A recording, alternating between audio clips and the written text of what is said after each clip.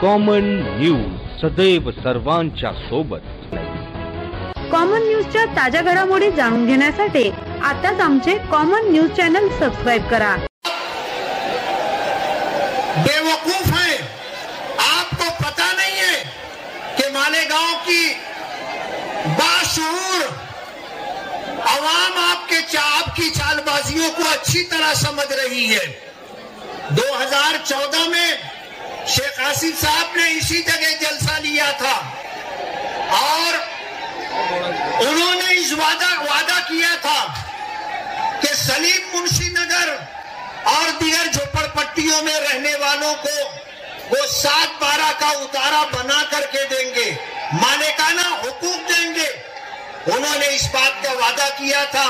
अपने मैनिफेस्टो में ना जाने कैसे कैसे झूठ कहे थे, लेकिन 5 साल इक्तदार में रहने के बाद उन्होंने सलीम मुंशी नगर की आवाम को एक फोटो पास दिया और ये झांसा दिया कि ये फोटो पास आप संभाल करके रखना.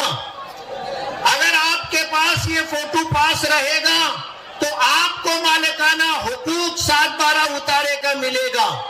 आज सलीम मुंशी नगर की आज यहाँ की आवाम उस फोटो पास को संभाल करके रखे हुई है और इस आस और उम्मीद में है 10 साल गुजरने के बाद भी उनको कोई मालिकाना हक मिला नहीं है. इन्होंने नुमाइंदगी की थी कारपोरेशन में. जब ये मेयर बने थे उस वक्त इनके सामने जनता दल ने उम्मीदवार दिया था कारपोरेशन में. तीसरे महाज की तरफ से हमने उम्मीदवारी दी थी, लेकिन इन्होंने उन दोनों उम्मीदवारों को खरीद करके उनका फॉर्म वापस निकलवाया और बिना मुकाबला चुन करके ये कारपोरेशन में पहुंचे थे.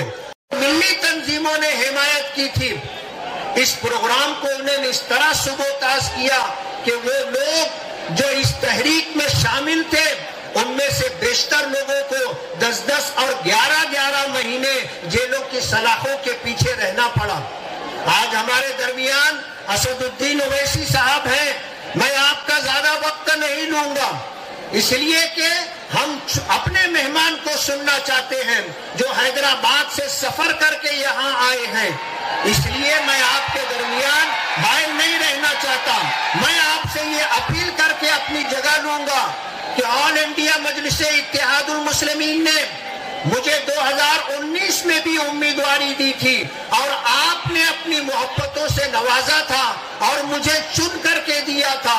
इन 5 सालों में इस शहर के लिए हमने 499 करोड़ रुपए का फंड ला करके मालेगांव की आवाम को ये बताया कि हमने कितना काम किया है.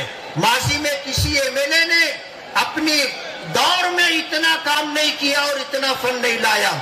आज हमने जो काम शुरू किया है उन कामों को आगे बढ़ाने के लिए और उन कामों को पाए तकमील तक पहुंचाने के लिए मुझे फिर आपकी मोहब्बतों की, आपकी नवाजिशों की जरूरत है. ऑल इंडिया मजलिसे इत्तेहादुल मुस्लिमीन ने मुझे दोबारा उम्मीदवारी दी है और मैं आपसे ये अपील करता हूं कि अगर हमने माजी में इस सियासी जिंदगी में अगर किसी वक्त आपका कोई काम हम नहीं कर सके तो मैं आपको बताना चाहता हूं कि मैंने कभी आपका कोई नुकसान भी नहीं किया है. आपसे ना आपका कारोबार छीना है, ना आपकी जमीनों पर मैंने ना गौर करो मेरे भाई, ये सब चीजें क्या हैं. मैं आज इस जलसे से न सिर्फ मुसलमानों से बल्कि मेरे हिंदू भाइयों से अपील करूंगा कि खुदारा ये मोदी योगी के बातों में ना जाओ. इस मुल्क को कमजोर होने मत दो. ये मजहब और नफरत की सियासत से एतराज करो और तरक्की के सियासत को थमा लो. आओ हम और तुम मिलकर इस मुल्क को आगे बढ़ाएं. लेकिन आज क्या हो रहा है बताइए. मैं आपसे यही अपील करने आया हूं कि खुदारा समझो हालात क्या हैं, हालात क्या हैं। आज आप महाराष्ट्र की सियासत को देखिए, सियासत करने वाले आज बांटने और कटाने की बात कर रहे हैं। बुलडोजर की सियासत करने वाले आज ये बात कह रहे हैं।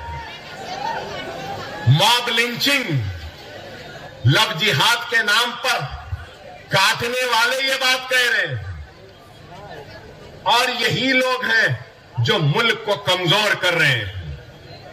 आप बताइए, दाढ़ी है तो मारते हैं, सर पे टोपी है तो पीट देते हैं, चेहरे पे सुन्नत है तो ट्रेन में गोलियां मार दी गई।